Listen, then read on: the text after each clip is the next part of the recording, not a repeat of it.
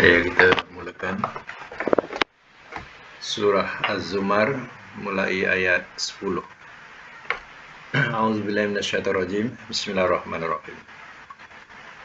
Qul, katakanlah oleh engkau,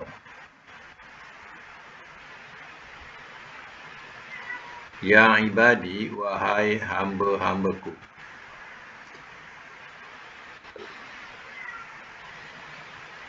alladzina, orang-orang yang amanu, telah beriman mereka,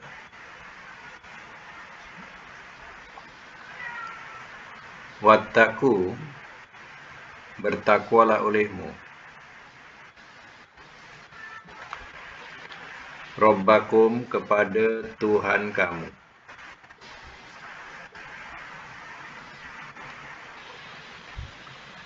lillazina, bagi orang-orang yang ahsanu, telah berbuat baik mereka,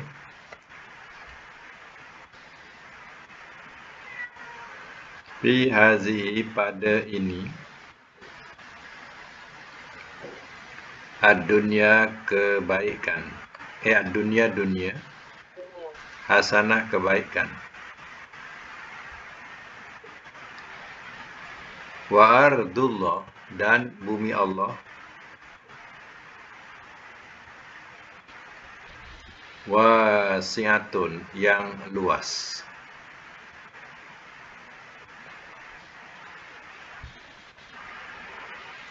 Innama, sesungguhnya tidak lain,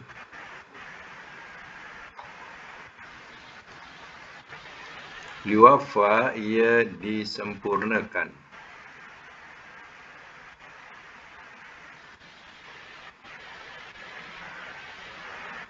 as-sabiruna, akan orang-orang yang sabar,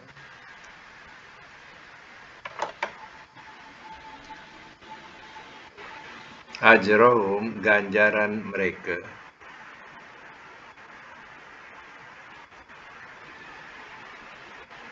bighairi hisab, dengan tanpa hitungan.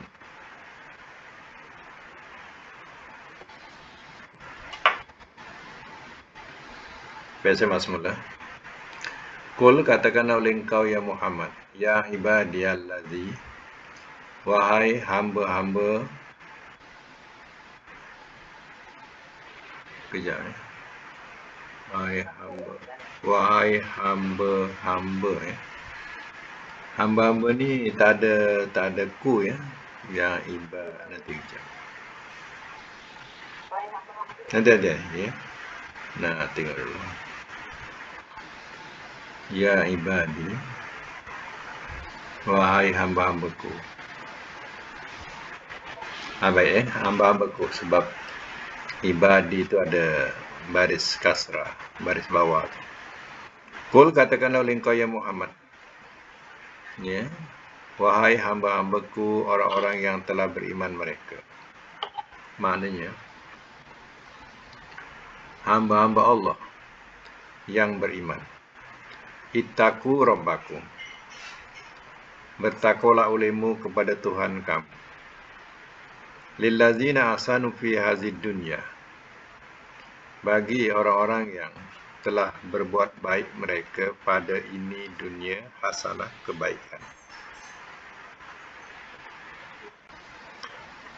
Di sini ayat ni macam berbentuk tergantung. Jadi sebenarnya di sini kita sendiri suruh menjawab atau memahami.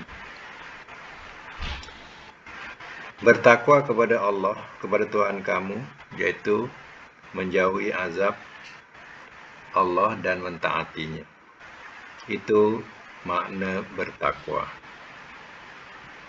Orang yang berbuat baik di dunia maknanya berlaku taat. Hasanatun, kebaikan yang dimaksudkan ialah surga. Itulah maksudnya. Jadi orang yang bertakwa dan berbuat baik di dunia dengan melakukan ketaatan, jawapannya ialah hasanatun, Hasanatun maksudnya ialah surga. Wardullahi wasi'ah, dan bumi Allah yang luas. Jadi ayat ini seolah-olah tergantung macam tu. Maksudnya ialah ia berhijrahlah daripada negeri kafir kepada negeri muslim. Sebab bumi Allah ini luas. Innama yuwaffas sabiruna ajrahum bighairi hisab. Sesungguhnya tidak lain ia disempurnakan akan orang-orang yang sabar agar ganjaran mereka dengan tanpa hisab, tanpa hitungan. Jadi kepada orang-orang yang taat, sabar dengan ujian-ujian, Allah berikan ganjaran yang tidak dapat nak ditimbang. Itu dikatakan bighairi hisab. Baik, ayat yang ke-11. Qul, katakanlah oleh engkau.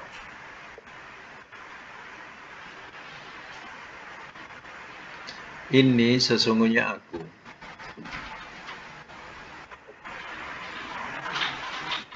Umirtu telah diperintahkan aku.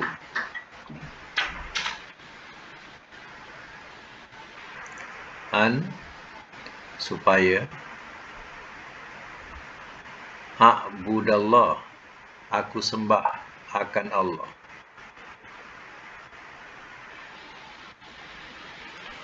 Mukhlisan,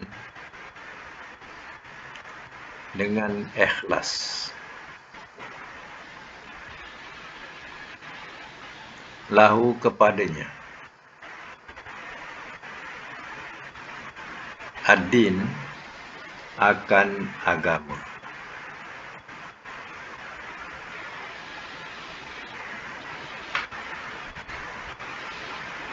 Semak semula.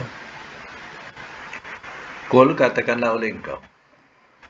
Inni umirtu, sesungguhnya aku telah diperintahkan aku an a'budallah, supaya aku sembah akan Allah mukhlisan lahuddin, dengan ikhlas kepadanya akan agama. Maksudnya ialah aku diperintahkan supaya aku menyembah Allah Ta'ala dengan berlaku ikhlas. Ikhlas di sini dengan maksud mengikhlaskan agama, maknanya tidak mempersekutukan Allah dengan sesuatu dalam melaksanakan atau menjalankan agama Allah ini. Lagi wa umirtu, dan telah diperintahkan aku lian, supaya bahawa aku jadi awwala, mula-mula muslimin,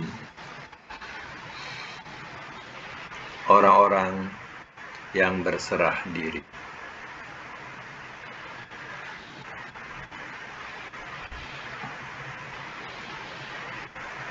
Semak, wa umirtu li'an akuna awwalal muslimin, dan telah diperintahkan aku supaya bahawa aku jadi mula-mula orang-orang yang berserah diri. Mana zaman umat itu, umat Nabi, maka Nabi lah yang mula-mula muslim, yang mula-mula orang yang berserah diri, itu disebut muslim. Kalau ramai muslimin. Baik, sama lagi. Qul, katakanlah oleh engkau. Ini sesungguhnya aku. Akhafu, aku takut. In, jika. Asaitu, telah mendurhakai aku.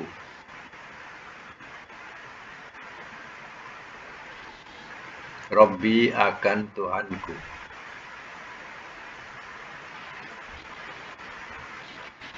Azab. Yaumi, hari. azim yang besar.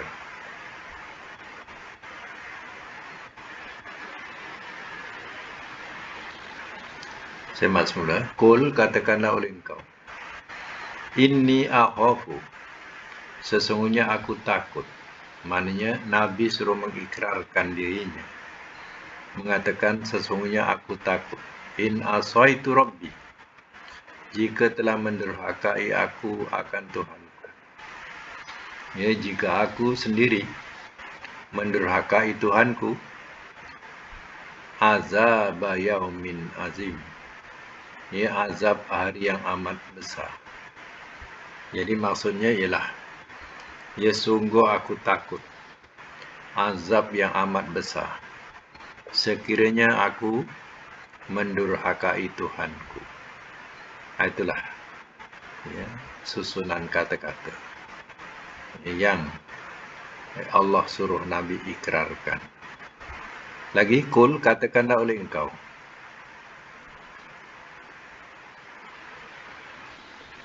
Allah, kepada Allah. A'budu, aku sembah. Mukhlisan, dengan ikhlas.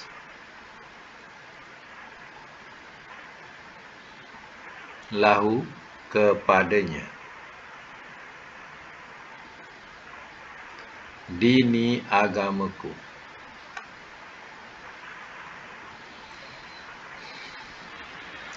Saya mat semula. Qul, katakanlah oleh engkau. Mana Nabi yang mengikrarkan, Allah a'budu, kepada Allah aku sembah. Mukhlisal lahu dini, dengan ikhlas kepadanya, ya, agamaku. Maksudnya, ya, aku menyembah Allah dengan ikhlas, mengikhlaskan kepadanya dalam menjalankan, ya, agamaku. Macam itulah bahasa dia, ya. Kemudian ayat 15, ya. Catatkan, fa'budu, maka sembahlah olehmu.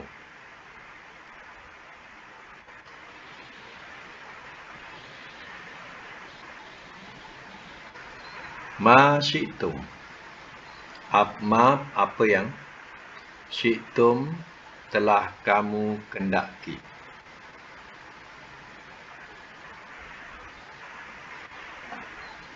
Min dunihi, daripada selainnya.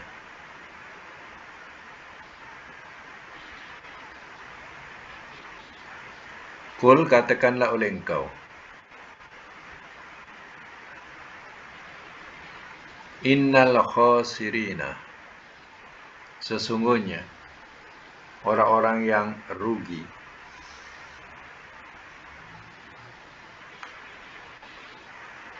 Allazina, ialah orang-orang yang khasiru, telah merugikan mereka.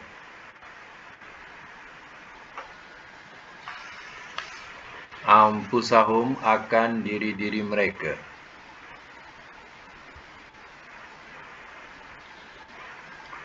Wa ahlihim, dan keluarga mereka.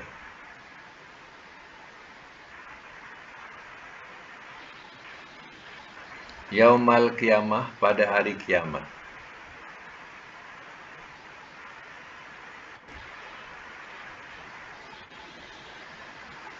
Ala, ketahuilah. Zalika, itu. Huwa, dia. Husron, kerugian.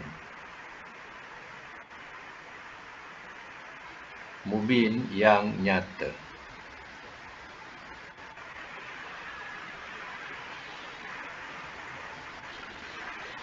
Semak semula. Fa'budu ma syi'tum min dunihi, maka sembahlah olehmu apa yang telah kamu kendaki daripada selainnya. Jadi ayat ini ditujukan kepada orang-orang musyrikin. Sembahlah kamu mengikut kehendak kamu, sesuka hati kamu, yang kamu sembah selain Allah Ta'ala. Ya, sembahlah ya sesuka hati kamu. Qul, katakanlah oleh engkau, innal khasirina allazina khasiru anfusahum wa ahlihim yaumal qiyamah. Sesungguhnya orang-orang yang rugi ialah orang-orang yang telah merugikan diri-diri mereka dan keluarga mereka pada hari kiamat. Inilah orang-orang yang rugi. Diri sendiri mempersekutukan Allah. Kemudian diajak keluarganya juga untuk mempersekutukan Allah dengan sesuatu. Inilah manusia yang paling rugi. Merugikan diri sendiri dan merugikan keluarga mereka pada hari kiamat. Ala, ketahuilah, zalika huwa husranul mubin. Itu dia kerugian yang nyata. Satu keluarga mempersekutukan Allah, maka satu keluarga itu akan rugi serugi-ruginya pada hari kiamat kelak. Sambung, lahum bagi mereka, min daripada, fawqihim atas mereka,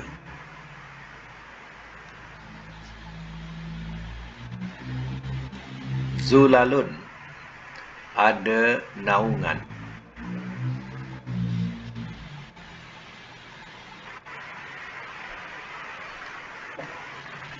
bracket lapisan,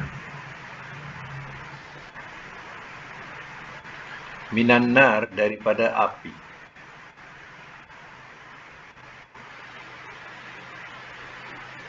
wamin dan daripada, tahtihim bawah mereka, zulalun ada naungan, bracket lapisan. Zalika itu,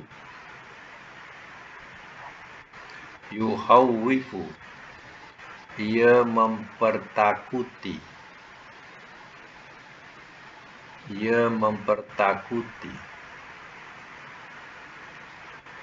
Allahu oleh Allah, bihi dengannya, ibadahu akan hamba-hambanya.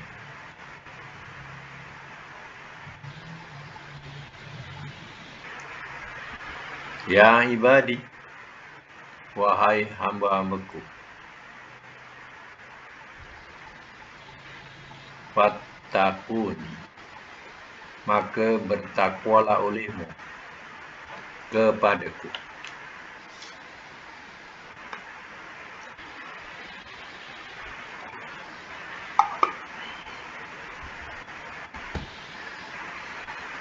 Baik, sama semula.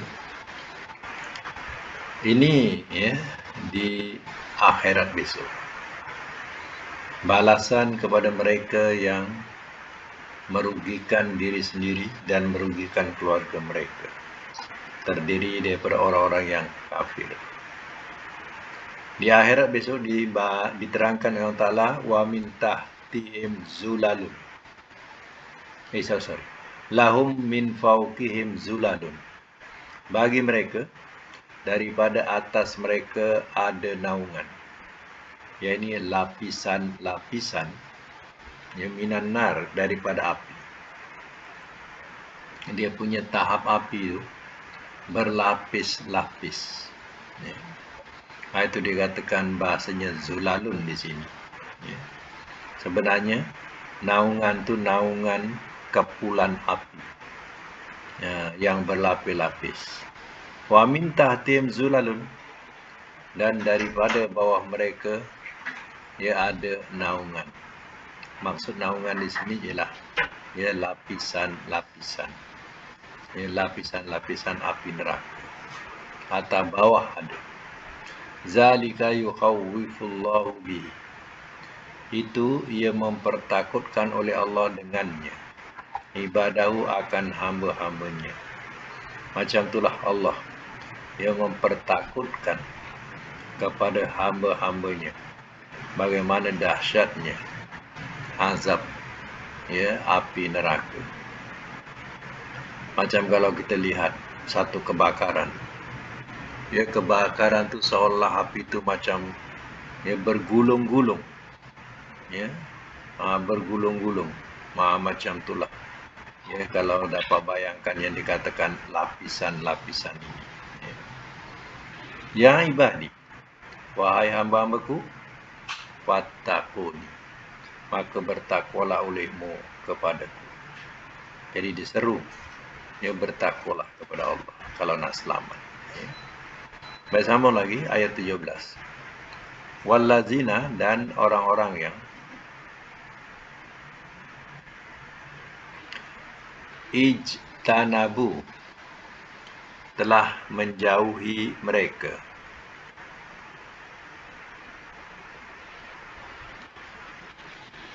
at-taghuta, akan taghut,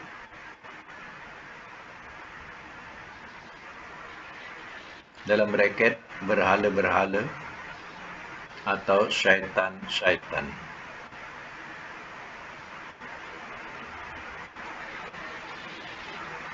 Bahawa ya'buduha, mereka sembah akannya,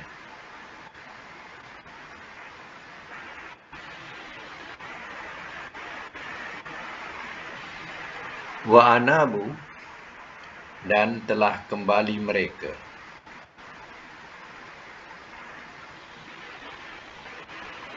ilallah, kepada Allah,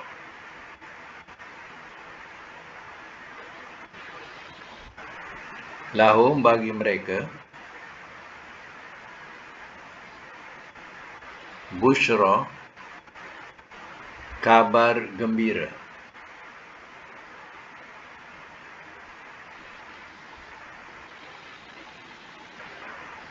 fabashir, maka gembirakanlah oleh engkau,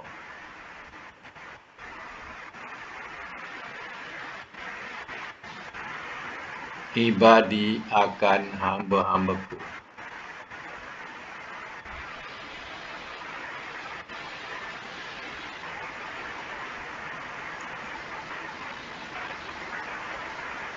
Saya masuk mula Wallazina ijtanabu at-taghut, dan orang-orang yang telah menjauhi mereka akan taghut.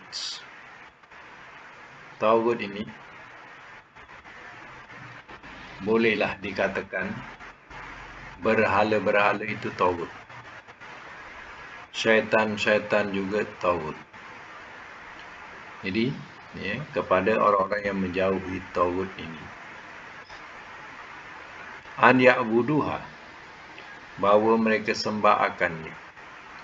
Dia menjauhi taghut dari menyembahnya.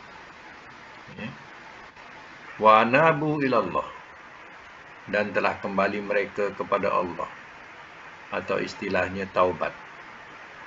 Lahum busyra, bagi mereka kegembiraan. Kegembiraan. Yang dimasukkan kegembiraan di sini, bagi mereka kegembiraan maksudnya ialah jannah, syurga. Fabashir, maka gembirakanlah oleh engkau, ibadi, akan hamba-hambaku. Wahai Muhammad, gembirakanlah kepada hamba-hambaku yang menjauhi taghut, yang bertaubat kepada Allah. Sebabnya untuk mereka adalah jannah, syurga, sebagai kabar gembira buatnya. Kalau menurut Ibn Qayyim, Ya, tagut ini dia ada 5 jenis. Ya, tagut ini kalau kita jauhi dia, insya-Allah ya selamat kita. Ya, keakidah kita akan yang betul. Ya. Kena jauhi tagut ini. Ya, apa yang 5 ini? Pertama, iblis. Ya. Yang pertama yang perlu dijauhi ialah iblis. Ya, Allah sudah laknat dia. Ini iblis. Ya. Yang kedua, tagut ini diterangkan ialah orang yang disembah dia redha.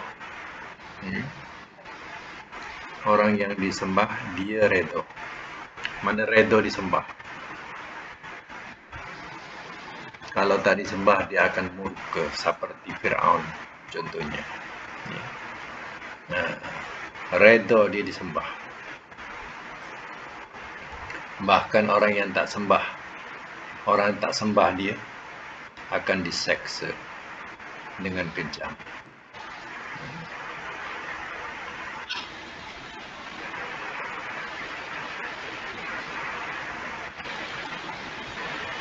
Yang pertama tadi, iblis la'anat Allah. Iblis la'anat Allah.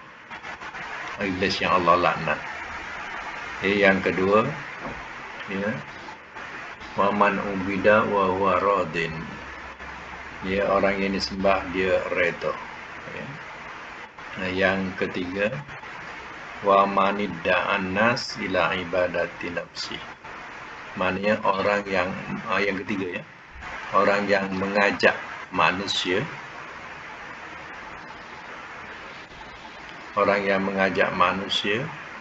untuk mengibadati dirinya. Orang yang mengajak manusia untuk mengibadati dirinya. Macam mana tu? Ya. Maksudnya dia punya pengikut.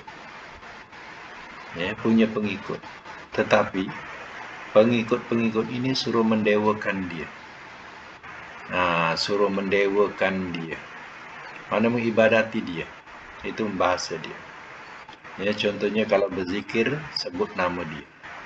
Kalau nak berdoa panggil nama dia. Ya. Jadi dia mengajak pengikut-pengikutnya ya untuk mengibadati dia. Dalam doa panggil dia. Ya. Dalam doa panggil dia, ya. Dalam zikir pun kadang menyebut dia. Atau apa saja kesusahan, seru nama dia.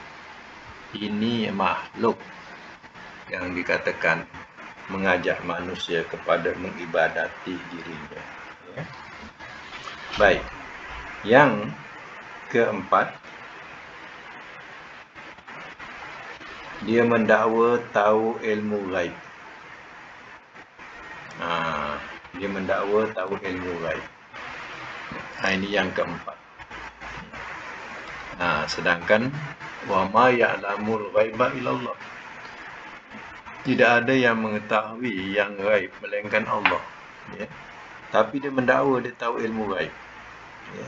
Ini dikatakan ya tagut. Yang kelima, orang yang tidak mau berhukum. Orang yang tidak mau berhukum dengan hukum Allah. Orang yang tidak mau berhukum dengan hukum Allah. Contohnya, ya, di antara dua hukum ini, satu hukum Allah, satu hukum buatan manusia. Jadi bila diajak kepada hukum Allah, dia tentang. Dia lawan, dia tentang. Ya. Jadi dia tidak setujui hukum Allah itu. Tak boleh hukum Allah dijalankan. Kalau dijalankan nanti ramai orang kudung. Ramai orang tak ada tangan, ramai orang tak ada kaki. Jadi dia telah memperlekehkan hukum Allah ini. Jadi seolah-olahnya Allah ini tak pandai.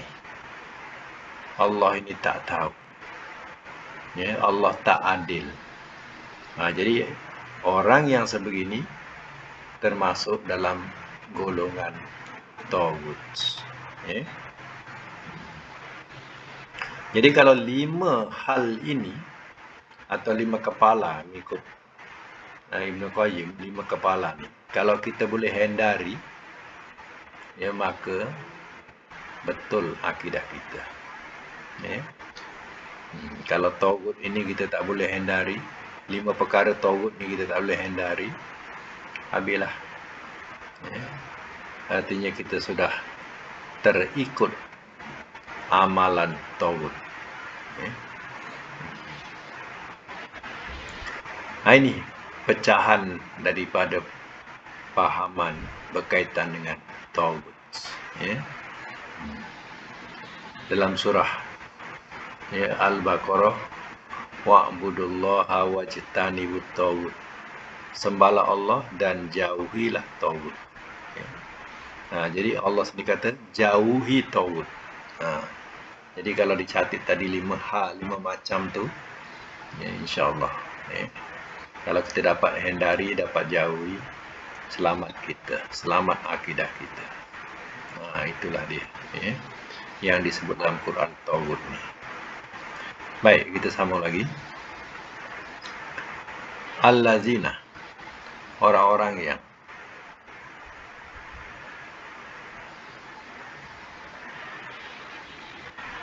yastami'una, mereka mendengarkan,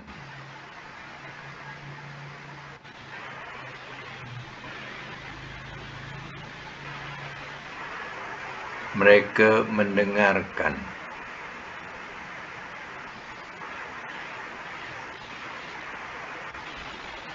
al-qawla, akan perkataan,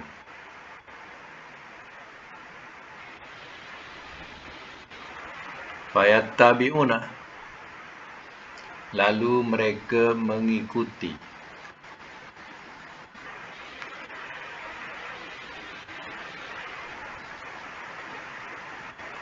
ahsanahu, sebaik-baiknya,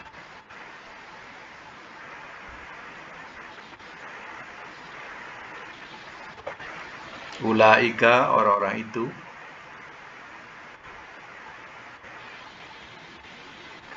allazina, ialah orang-orang yang hadahum, telah memimpin ia akan mereka,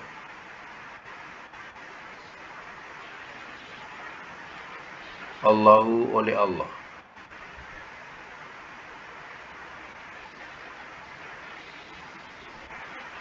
wa ulaika, dan orang-orang itu, mereka lah, ulu, orang-orang yang mempunyai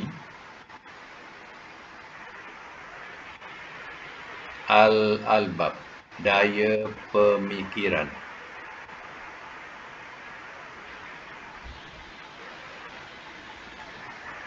Baik, saya masuk mula. Allazina yattabi'una al-qawla, yaitu orang-orang yang mereka mendengarkan akan perkataan. Apa yang dimaksudkan di sini?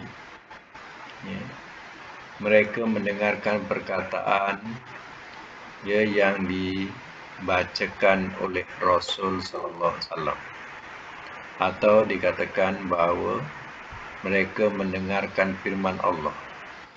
Fayattabi'una ahsanahu, lalu mereka mengikuti ahsanahu, sebaik-baiknya. Bila didengar firman Allah tadi, dia pun ikutilah dengan sebaik-baiknya apa yang dia sudah dengar. Ulaikal ladzina hadahumullah. Orang-orang itu ialah orang-orang yang telah ia pimpin akan mereka oleh Allah. Inilah orang yang akan mendapat pimpinan Allah. Bila dia mendengar wahyu Allah, ia lalu diikuti apa yang dikehendaki oleh wahyu itu. Maka orang itulah yang Allah akan pimpin dia. Wa ulaika hum ulul albab. Dan orang-orang itu merekalah orang-orang yang mempunyai albab, daya pemikiran.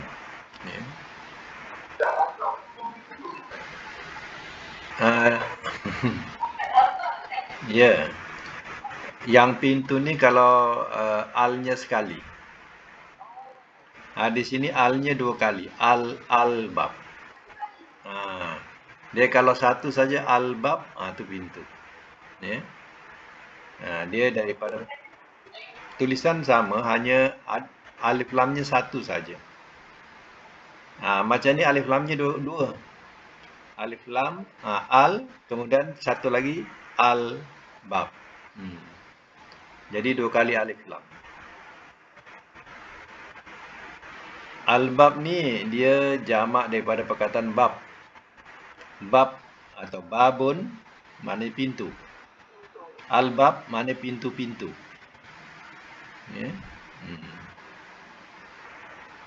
Kemudian al-albab, itu orang-orang yang orang yang mempunyai daya pemikiran. Tapi kalau dipahamkan dengan mana pintu kan boleh terbuka. Jadi artinya mereka ini mempunyai pemikiran yang terbuka. Barulah mendapat hidayah Allah. Jadi kalau otaknya atau fikirannya tidak terbuka, ini yang taksub. Taksub kepada satu-satu walaupun salah, ikut juga. Itu sebab dia tidak mempunyai pemikiran yang terbuka. Orang macam tu dikatakan Allah cap hati-hati mereka. Allah cap hati-hati.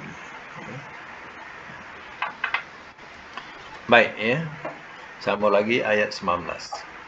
Afaman, maka apakah orang yang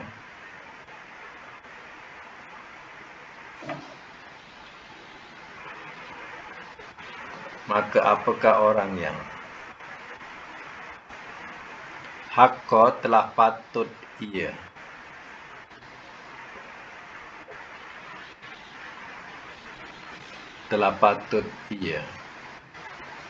alaihi atasnya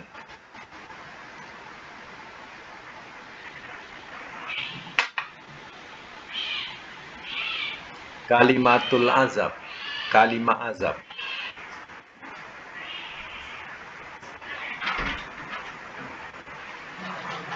Apa anta, maka apakah engkau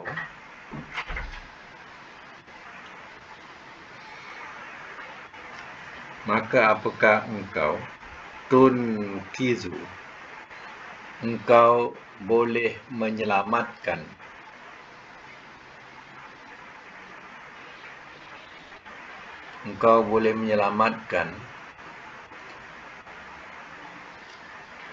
man akan orang yang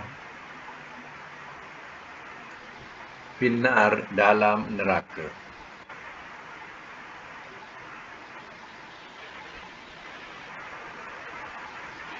Sama semula. Afaman haqqa alaihi kalimatul azab, maka apakah orang yang telah patut ia ke atasnya kalimah azab. Apa anta tunkizu man finnar, maka apakah engkau boleh menyelamatkan akan orang yang dalam neraka. Apa maksud ayat ini? Maksud ayat ini, Allah dah tetapkan dia sebagai penghuni neraka. Adakah Nabi, engkau di sini makna Nabi, adakah Nabi boleh menyelamatkan orang yang Allah sudah tetapkan ia dalam azab neraka? Ia jawabnya tidak. Contohnya, Iblis, Fir'aun, Namrus, ya, bapa saudara Nabi Abu Talib, ya, adakah Nabi boleh menyelamatkan mereka daripada azab Allah, azab neraka? Kalau Allah sudah tetapkan, ya, azab buatnya. Jadi, ya, jawapannya sudah tentu. Nabi sendiri tidak akan mampu untuk mengeluarkan mereka daripada azab neraka. Sama lagi, lakin, tetapi, allazina, orang-orang yang ittaqau, telah bertakwa mereka,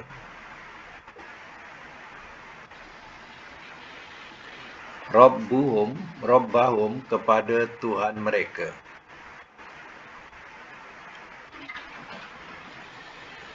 lahum, bagi mereka, ghurafun, mahligai,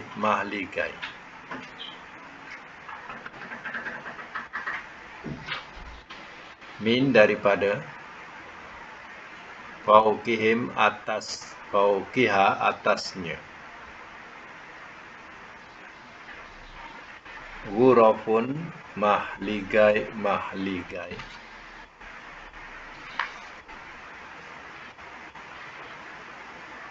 mabniyah, yang dibangunkan,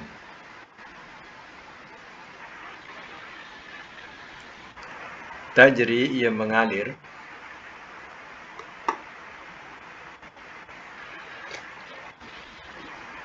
min, daripada, tahtiha, bawahnya, al-anhar, oleh sungai-sungai.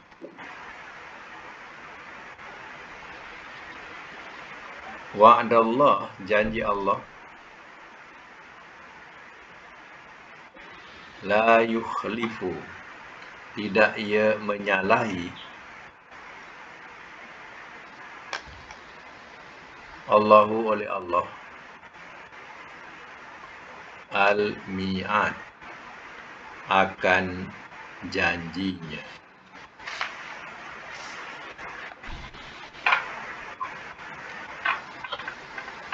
Baik, saya masuk mula. Lakin, tetapi, allazina taqaw rabbahum, orang-orang yang telah bertakwa mereka kepada Tuhan mereka, lahum urafun min fauqiha, arafun mabniyah, bagi mereka mahligai, daripada atasnya mahligai, mabniyah, yang dibangunkan, tajri min tahtial anhar, ia mengalir daripada bawahnya oleh sungai-sungai. Ya, di sinilah ya dikatakan syurga, senang cerita. Syurga itu, ya, adalah taman. Dalam taman itu ada bangunan-bangunan.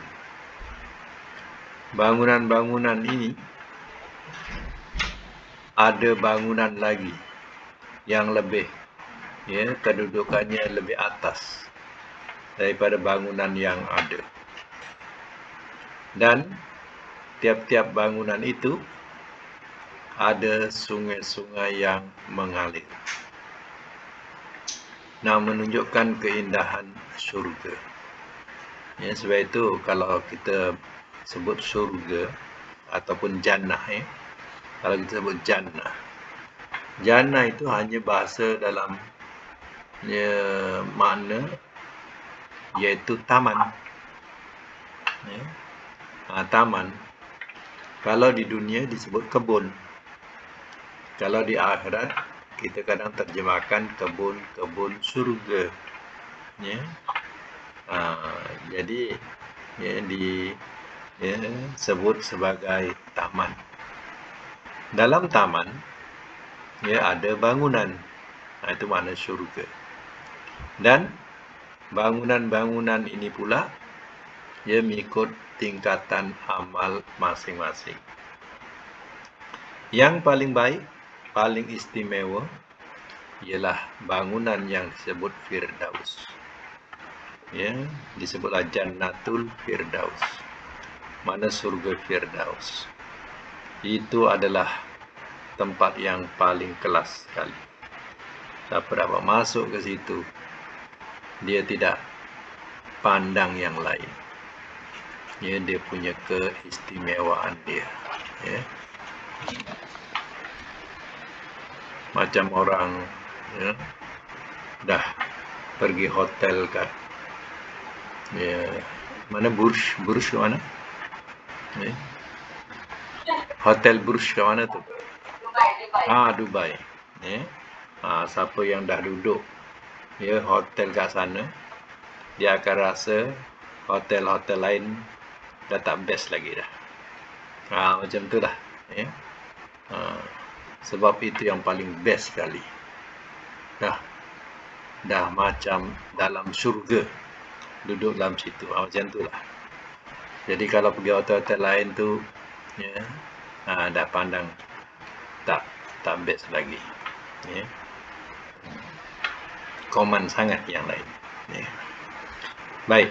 Jadi orang yang duduk dalam Jannatul Firdaus, pendek kata, kalau surga-surga yang lain tu tak sebest macam di Firdaus. Macam tu lah. Tapi kalau orang yang duduk di surga yang lain, teringin. Teringin. Nak duduk di surga Firdaus. Itu kelebihan ataupun tarikan surga Firdaus ini. Mereka adalah daripada kalangan para nabi yang duduk di situ. Kemudian diterangkan tajri min tahtial anhar. Ia mengalir daripada bawahnya sungai-sungai. Macam itulah keindahan surga. Ada sungai-sungai yang mengalir.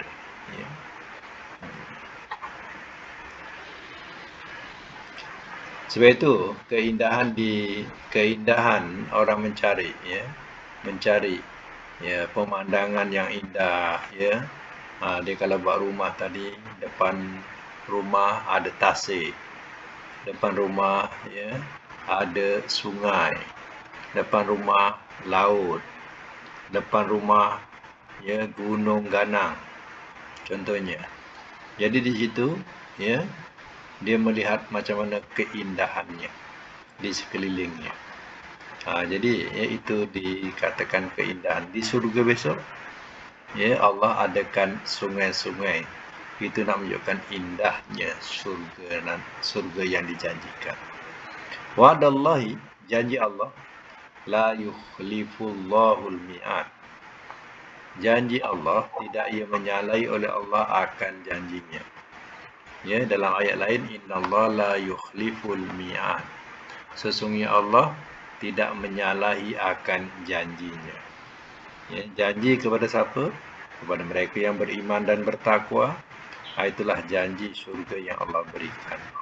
Kepada mereka yang kufur, Allah pun juga berjanji akan memasukkan mereka ke dalam neraka yang penuh dengan derita. Jadi itu adalah janji Allah, dan Allah tidak akan menyalahi janjinya. Okey sampai ayat 20. InsyaAllah kita akan sambung akan datang lagi. Sadaqallahul azim wa sadaqa rasulul karim.